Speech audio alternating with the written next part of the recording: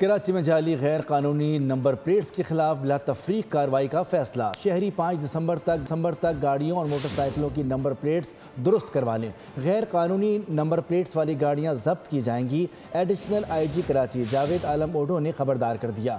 वाज़ेह किया कि कानून की खिलाफ वर्जी पर सख्त कार्रवाई होगी। पाकिस्तान रेलवे ने तेज़गाम को सुस्त गाम बना दिया। लाहौर से कराची जाने वाली तेज़गाम के मुसाफिर परेशान। लोअर AC और एयर कंडीशन डब्बों के दरवाजों और वॉशरूम्स के बाहर बगैर टिकट मुसाफिरों का कब्जा।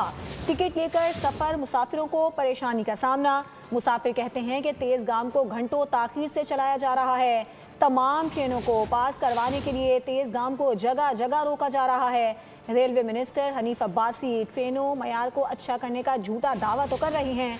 बोगियां आलूदा हैं, सफाई के बगैर ट्रेन चला दी गई।